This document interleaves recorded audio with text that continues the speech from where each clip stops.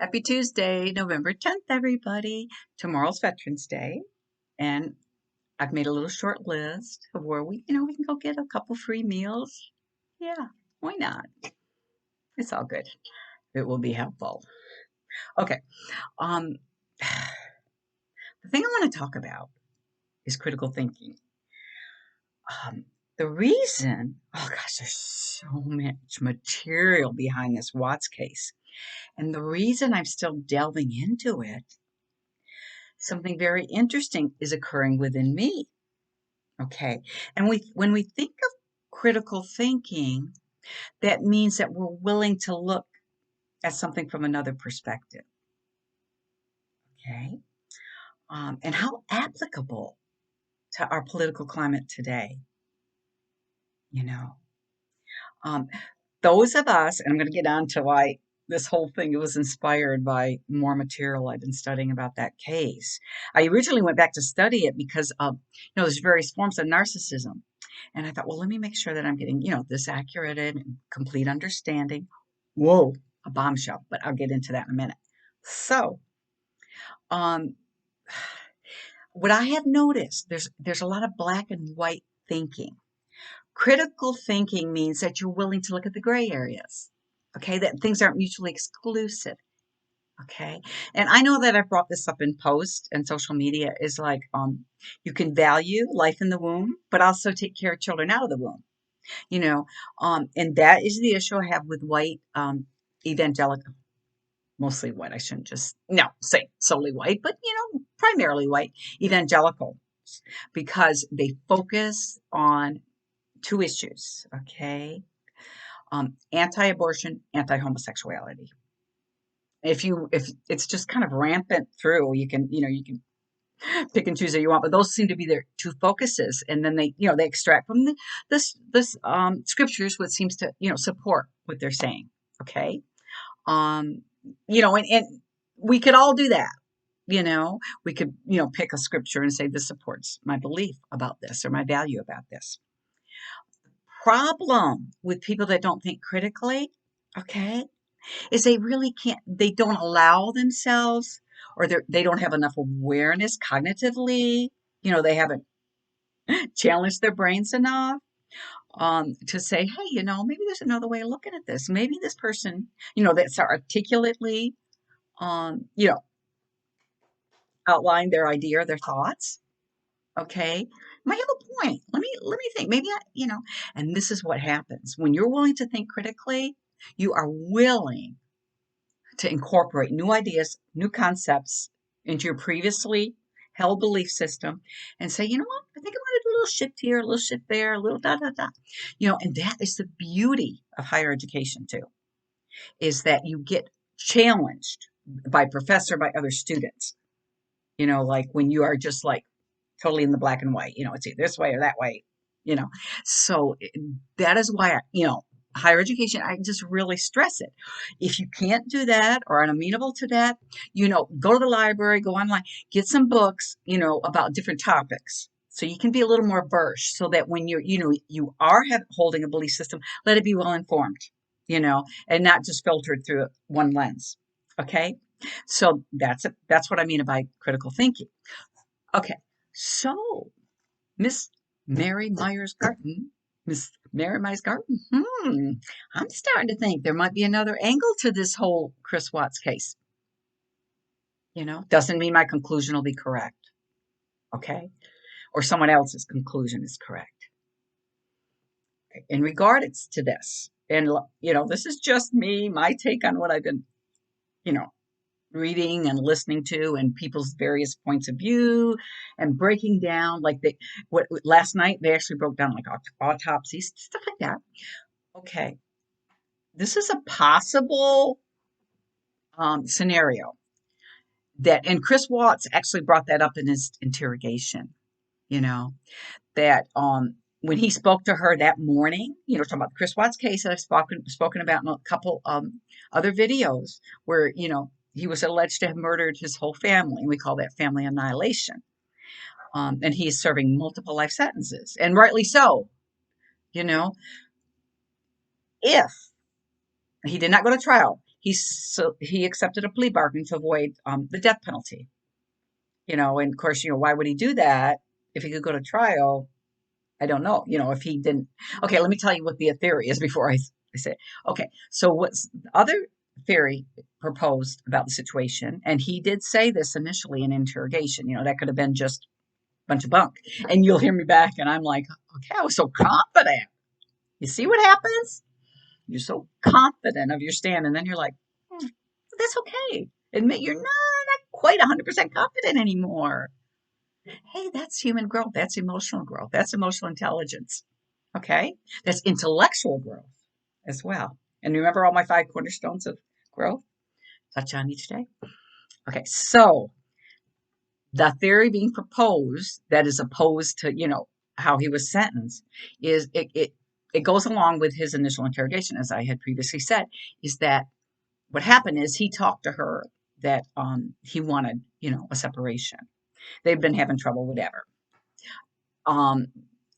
What is proposed by this other theory is, like I said, it coincides with what he said, is that they had an argument, they had a very emotional argument because he wanted separation and, didn't love her anymore, something to that effect, you know.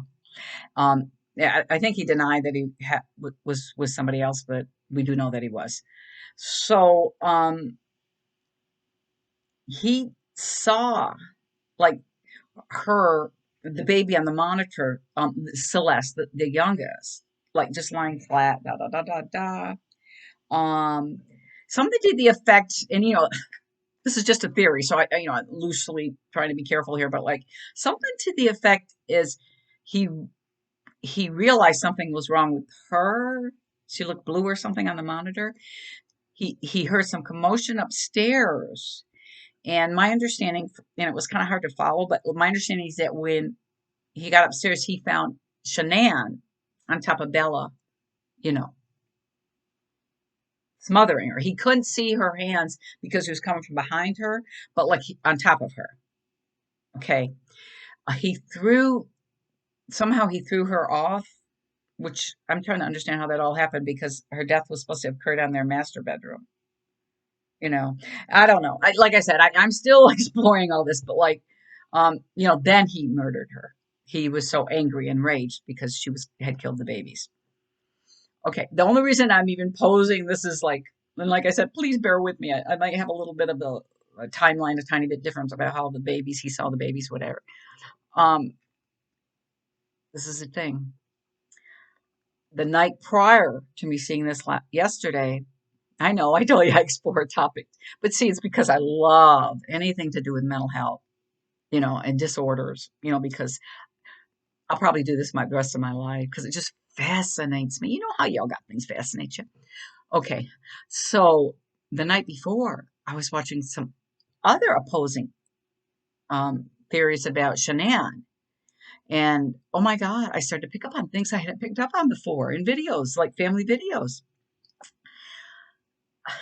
And I'm not a licensed counselor, but just really some disturbing, ways she handled the children. I'm not saying physically abusive. I am saying like, totally absorbed in her persona, her image, what she wanted to project, her business, hugely at their expense. Like, oh, and she even had this, and she was constantly having them say hi to everybody in front of the camera, little tiny little ones, and just not respecting their autonomy, and she fed them horrible diets, just full of carbs, just like, okay, there's even more to this. And the other thing was, I mean, people don't have to be narcissistic to feed their children bad diets. I'm just kind of throwing that in there, like their well-being. The other thing is that there was a situation where she had Chris Watts dressed as Santa. Not Bella, pardon, Cece, the baby, like crawled away in terror. She didn't go check on the baby. She was too busy trying to get Bella to get her picture taken. Well, at least Bella maybe will cooperate. And then it showed them both terrified, forced to get pictures with the Easter Bunny. Um, and then even then, like if she said she was doing something with the kids, it was really about with her work cronies and for her business. You know, And then hugely in debt, hugely in debt. Okay. And maybe some red flags for people in relationships. Hopefully nothing would lead to this horrible, horrible tragedy. Those babies and Shanann being taken from this world. Nobody, I mean, adult deserves that. But okay. All right. So reel me back in. See, I got a little distracted. 65-year-old brain. That's why I keep challenging it. Hey, tapping. That's another thing. Tapping. I don't know if you ever heard about that. That's good to keep you centered and grounded. Okay. So, like I said, so she in the expensive. Like, see, was it Bella was already the private school was 25,000 a year for her, and Cece was set, I think, to go into preschool at 25,000 a year. Who pays 50,000 a year unless you're really like well off? And then it turned out like she wasn't doing that well, and that's a pyramid scheme type of thing. Thrive business she was in. Okay, so there's even more to this. She constantly had the children have medical issues. Could be Munchausen, you know, disorder. Where you project illnesses on your children so that you can get attention. It's attention seeking. These are all just possibilities. And then there was one other issue. Munchausen, da, da, da, da, da, da. Oh, infertility treatments. I want to say they were really high too. I think they had like a 75,000 debt still. I could be wrong about that. Please don't quote me. But it was super high for both babies. That was my understanding. Or else, I don't know. There were two. I don't know if one was for Nico or Nico was just, the one, unfortunately, that was, aborted when she was murdered. Okay. So what I'm trying to say is you put all this in, perfect storm, perfect storm. And it sounds, you know, like an oxymoron. Like how can a storm be perfect? And I've alluded that with my eldest daughter. You have enough things in place, either positively or negatively, something is going to erupt. In a positive situation, woo, woo, y'all want that, right? Get everything in order, things go well, and all of a sudden your blessings start coming in. Okay, on a negative front, things were set in place, and Chris, from all account, had no violent past. Um, I'm still trying to figure this out. Like they could have both had two forms of narcissism. Oh God, those poor babies. That's what I. And then you look back at what other than at the, last few weeks, he seemed the more, in the moment with the children, not her. He seemed the more attentive to the children and things that I had observed. So I'm just saying, no, there's a possibility. And then we're talking about various forms of narcissism. What a whammy for, I have both parents that are narcissists, different types. But anyways, that perfect storm that it perhaps, you know, looking at all the debt, her control, um, she had to control everything. I'm saying from that perspective, this theory, she had to control everything, constantly putting him in debt, not honoring him, almost emasculating him. You just got to go along with whatever I want to do, type of thing. You know, um, they did believe she had a problem with alcohol.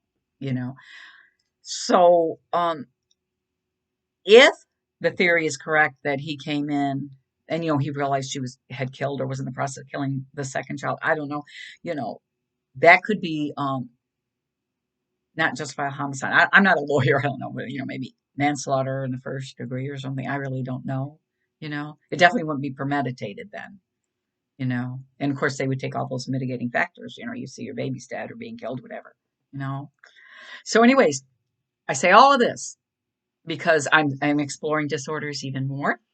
You know, um, and also because of critical thinking, which I brought up at the beginning of the video.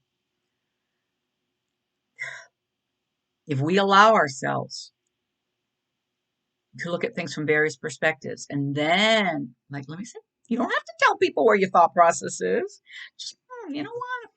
I'm kind of shifting my thoughts here. So I'm going to move this way a little bit. What am I going to learn from this situation? you know, emotional growth, intellectual growth, many hands spiritual growth. You know what I'm saying? I had an episode, and this relates to emotional growth. Oh gosh, this is a hot spot. I had a tiny little episode where I guess I was super tired. Now watch out being super tired. Super tired. We had been up since our doggy Benny got us up at 4 a.m. yesterday morning. I can handle five something. 4 is just like ah. And I started like when I woke up in the night, I started having these negative, like circular thoughts, wasn't being, with my PTSD, that was not necessarily what was happening. What was happening is I started like reviewing, which I haven't done in a long time, a couple of failed relationships, and feeling not valued or validated or whatever, just maybe upset about the way I handled something, wish you could do a do-over. Oh, I immediately was like, what are you doing? History, done. Close that door. Let it go. Not healthy. You know what I'm saying? So watch out being tired and exhausted because then your defenses are down. Ooh, we're going to talk about defensives, you know, the defense mechanisms, like projection, deflection, stuff like that, which is kind of fun because Roy's also studying it now too. I'm thinking, is there anything else I want to say about that? I guess that's about it. Uh, just glad to check in and, give you some other ideas to mull over, you know. Oh God, like some of the memes, like, if you put something behind you, you healed from it, don't go revisit it. I just love that, in that respect. I'm not talking about grief. I'm talking grief will revisit you. And then you can address it where you're at, and use every, strategy and coping skill that you have in your toolbox. I'm talking about like, trying to get someone's validation or acceptance, stuff like that, Oh, second guessing yourself, maybe you got embarrassed about something, whatever. We're supposed to experience a whole gamut of emotions. So you're not supposed to be judging your emotions, you're supposed to be managing, you're supposed to regulate them. Okay? So you learn how to express them in a healthy manner, honor yourself and others. On that note, bye. Talk to you the next go round. Have a great rest of the day. By the way, we're gonna go. We're gonna work on our script, Roy and I, in the setting that we would like it to be. See, this is just, may not come to pass because of COVID-19, but we're gonna go. We're gonna go in a place all by ourselves and work on our script a little bit. And then, I was supposed to get. I know I said I was saying bye. Here I am, hanging on. You probably already hung up. I was supposed to get this special injection in my knee, and they postponed it till next week, which I'm kind of glad. All right, love you. Bye.